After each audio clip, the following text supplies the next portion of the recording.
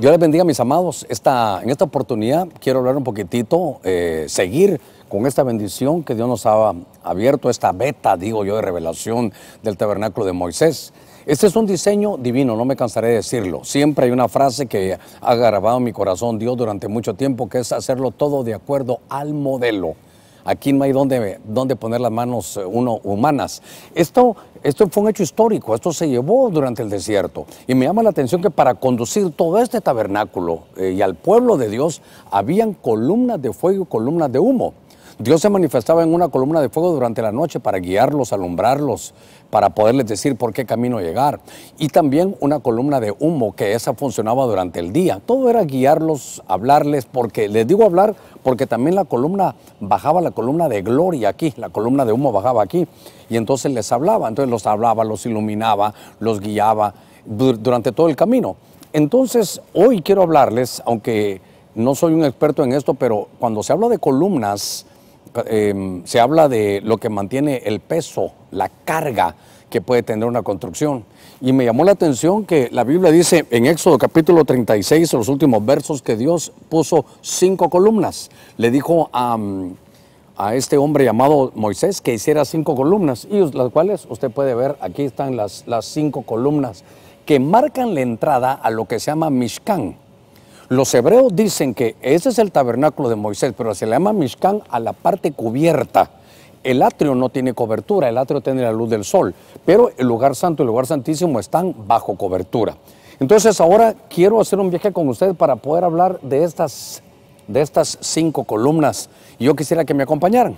Ahora queremos hablar de las 5 columnas. Note que para efectos didácticos, los hermanos de un equipo tremendo que trabaja conmigo de la Biblia Viviente, lo que hicieron fue que quitaron, aquí cabalmente estaba uno de los velos, ¿verdad? Que tenía labrados querubines como los que usted mira atrás.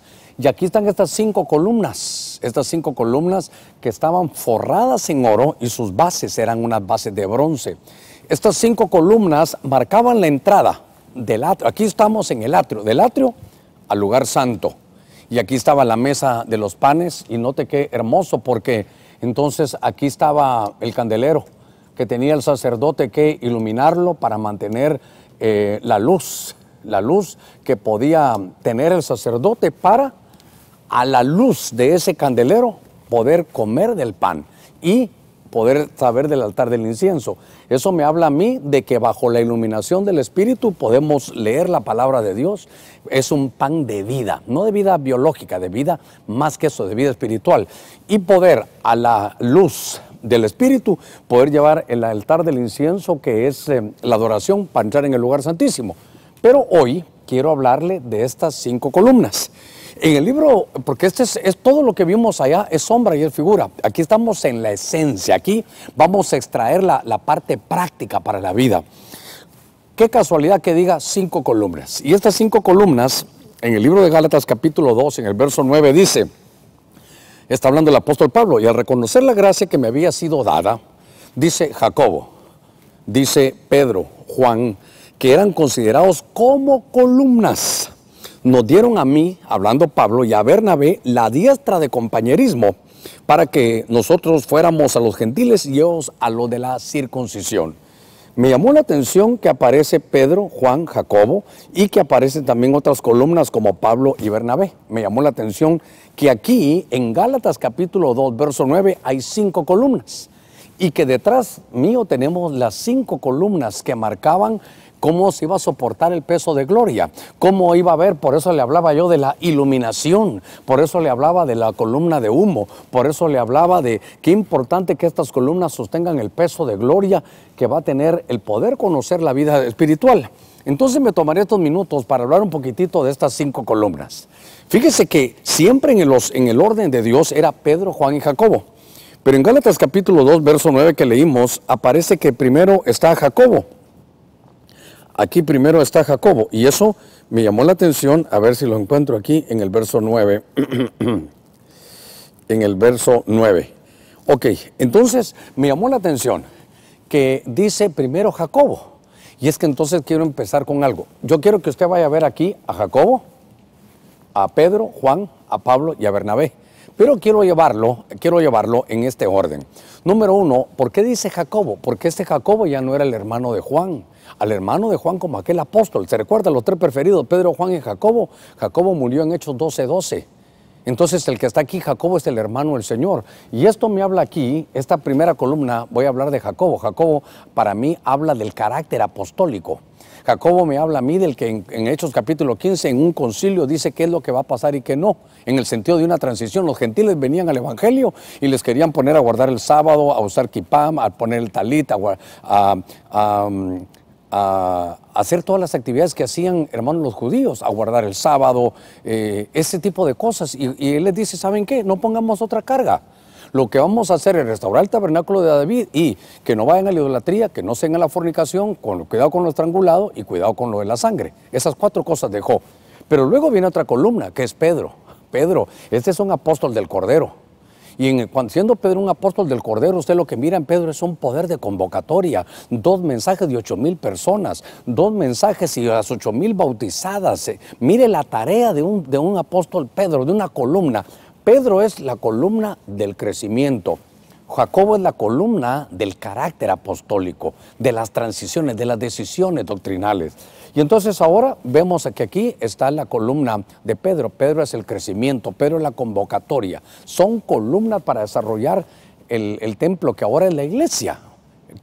No una iglesia arquitectónica, la iglesia espiritual. Pero después vemos nosotros de que estaba Juan, el apóstol Juan, el más joven, el que se fue exiliado allá a la isla de Patmos.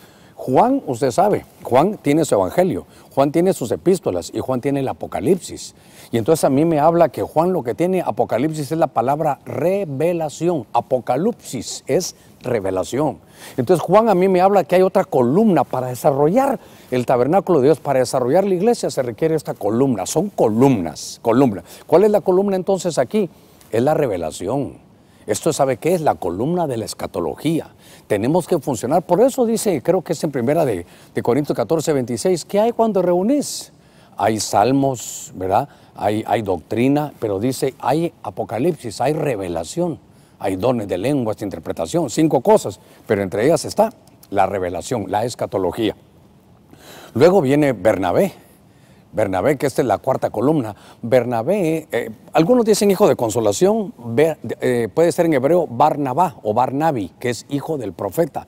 Lo profético tiene que fluir. Y entonces lo profético, la profecía de hoy es para consolar, edificar y poder motivar. Exhortar no es regañar, es motivar. Entonces veo que, ¿sabe qué hace Bernabé? Me llama a mí la atención. Sé que voy a terminar en un ratito. ¿Sabe qué me llama la atención a mí de Bernabé? Que Bernabé lo que hace es integra a Saulo. Alguien difícil de integrarlo lo integra aquí, lo pastorea. Entonces aquí hay una columna. La columna profética, del fluir profético, la columna del pastoreo y la columna de integrar a la gente. Y bueno, voy a cerrar con el apóstol Pablo. Qué mejor que el apóstol Pablo. El apóstol Pablo es el perito arquitecto de la iglesia. El apóstol Pablo es una columna, la columna doctrinal. Él dio las 14 epístolas, él es como un perito que lleva cada una de sus epístolas, las vamos a estudiar después. Es un plano para poder desarrollar una casa, es un plano para desarrollar un edificio.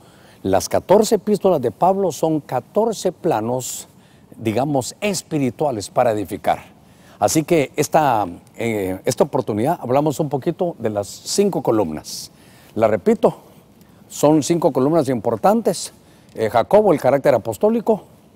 Venimos con Pedro, que es la convocatoria, el crecimiento, el desarrollo. Vimos que Juan es la revelación, es la escatología. Vimos a Bernabé, que es el pastoreo, integrar a los hermanos, el consuelo, lo profético. Y por último a Pablo, que es el apóstol doctrinal. Que Dios los guarde y que Dios los bendiga y que estas 5 columnas estén en todo ministerio para desarrollar la iglesia. Bendiciones.